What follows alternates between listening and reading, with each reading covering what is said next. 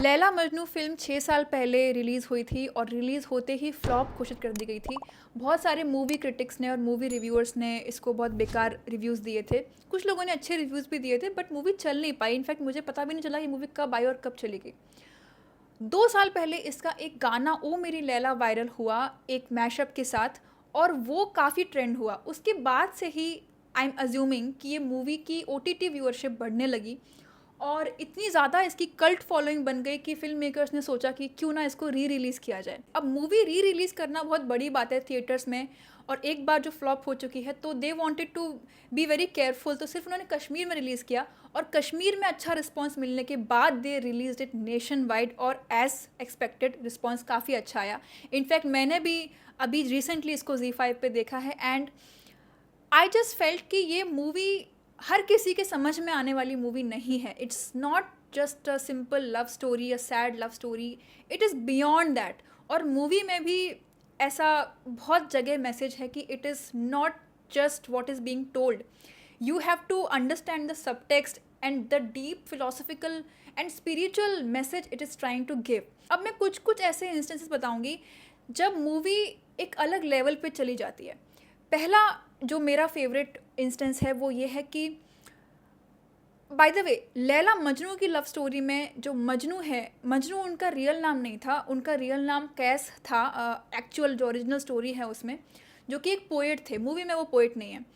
और जब लैला से वो सेपरेट हो गए तो उनको काफ़ी मेंटली बहुत झटका लगा और वो एक्चुअली मेंटली सिक हो चुके थे।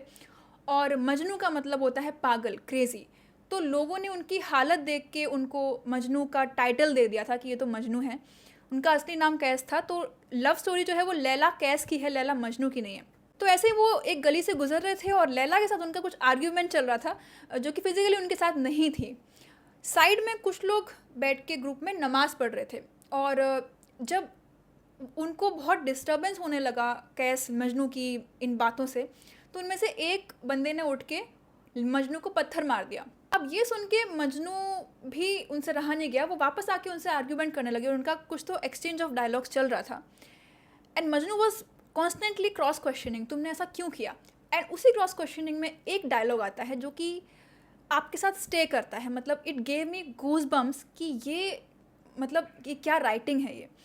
वो बोलते हैं कि मजनू बोलते हैं कि मैं अपने माशूक से बात कर रहा था तो मुझे आप दिखाई नहीं दिए और आप सुनाई भी नहीं दिए, मैंने आपको देखा ही नहीं, लेकिन आप भी तो अपने माशूक से बात कर रहे थे, आपको मैं कैसे दिखाई दिया, आपको मेरी बातों से, मेरी प्रेजेंस से डिस्ट्रैक्शन कैसे हो सकता है।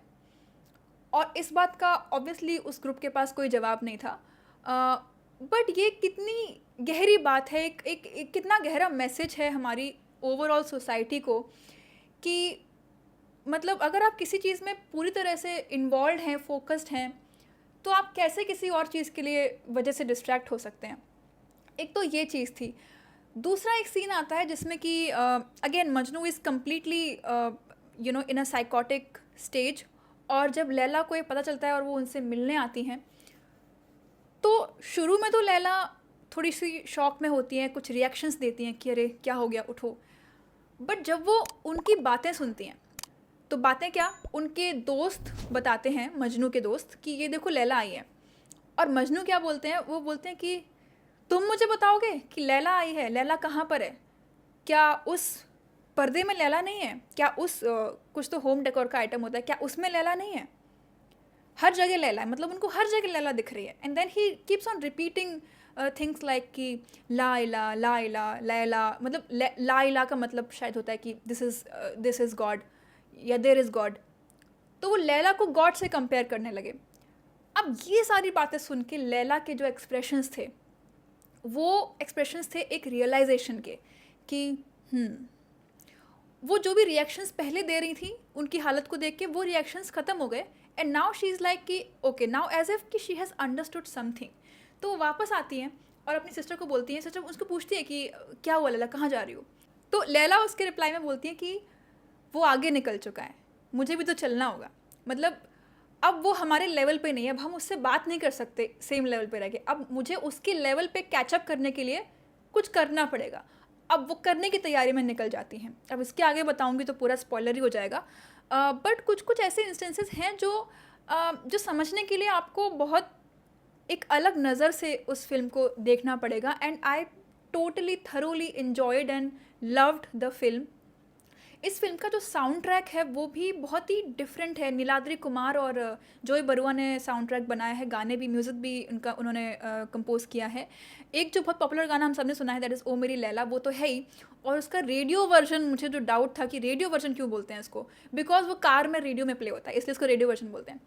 उसके अलावा जो आतिफ असलम का वर्जन है वो लास्ट में आता है मूवी के क्लाइमैक्स के बाद. और बीच में 3-4 गाने हैं, आहिस्ता आहिस्ता करके एक गाना है. और भी आई थिंक सुनिधि चौहान की आवाज़ में एक गाना है, हितेश सोनिक ने भी कंपोज किया है, उनके जो हस्बैंड हैं. श्रेया घोषाल की आवाज़ में एक गाना है. जोनिता गांधी ने भी एक गाना गाया है. मैं आवाज़ें पहचान रही थी जब मैं सुन रही थी. तो बहुत ही प्यारा साउंड ट्रैक बनाया है म्यूज़िक कंपोजर्स ने. और it adds to the beauty of the film. Music doesn't go overboard कि हम म्यूज़िक को ही सुने जा रहे हैं. म्यूज़िक बस उतना है कि जितना फिल्म की स्टोरी को सपोर्ट कर रहा हो, दैट्स इट. और एक आई थिंक पूरे म्यूज़िक में, सारे ट्रैक्स में ही एक सॉर्ट ऑफ एक अधूरापन सा है. मतलब ऐसा म्यूज़िक नहीं दिया है कि बहुत ज़्यादा ड्रम्स बज रहे हैं, बहुत ओवरबोर्ड हो रहा है कि मतलब जितना आता है सारा दिखा दो, ऐसा नहीं है. बहुत ही बैलेंस्ड और बहुत ही एक तरह से कंट्रोल किया गया कि नहीं, हमें क्या नहीं करना है, वो इस पे ध्यान दिया गया है. एंड वो चीज़ भी मूवी के एक अधूरेपन को सपोर्ट करती है, because Laila Majnu is all about अधूरापन and enable to get what you want. So ये था ओवरऑल मेरा पर्सपेक्टिव. आई एम श्योर बहुत सारी ऐसी चीज़ें होंगी जो मैं इस वीडियो में इंक्लूड नहीं कर पा रही हूँ, बट मेरे दिमाग में कॉन्स्टेंटली चलती रहती है. अच्छा, मूवी में ये सीन भी था, कितना मतलब for example this one scene जिसमें कि उसकी सिस्टर जो है उसको ऐसे झकझोर देते कि बिल्कुल, अरे तुम कहाँ थे, पापा की डेथ हो गई, ये सब. And then Majnu is like, क्या हुआ, इतना मुझे परेशान क्यों कर रही हो, शांत हो जाओ. And that was a very अजीब सा रिएक्शन. बट बाद में समझ में आता है कि वो सिस्टर एक्चुअली ओवर एक्टिंग कर रही थी, क्योंकि उसको प्रॉपर्टी चाहिए थी कैश से, मजनू से. तो उसको फिर रियलाइज़ हुआ. And then when he realise कि उसको प्रॉपर्टी के लिए वो इतना सब ड्रामा कर रही है, ही सेड कि ओके, तुम सब कुछ रख सकती हो, बस नीचे जनाजे में मत आना. तो ये भी एक काफ़ी स्ट्रांगली रिटन सीन था जिसमें कि मजनू एक स्टैंड ले सकता है, ये दिखाया गया है.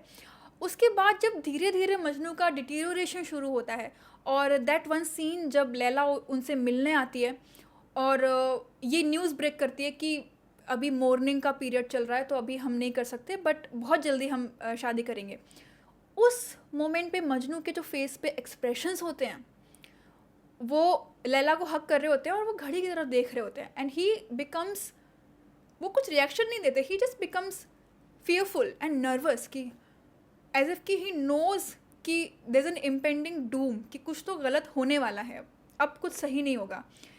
क्योंकि वो जब बोलते हैं कि चलो शादी कर लेते हैं, एंड देन लैला सेज कि नहीं अभी ये, तो फिर वो एकदम से इट फील्स लाइक कि वो हवा में उड़ रहे थे और फिर उनको ज़मीन पर ले आया गया कि अच्छा, दुनिया में ये सब भी तो होता है कि पहले किसी का डिवोर्स होता है, उसके बाद दूसरी शादी होती है, ये सब भी तो फॉलो, ये सब वो अपने अंदर अंदर रिपीट कर रहे थे, as if he is not able to accept the reality of life.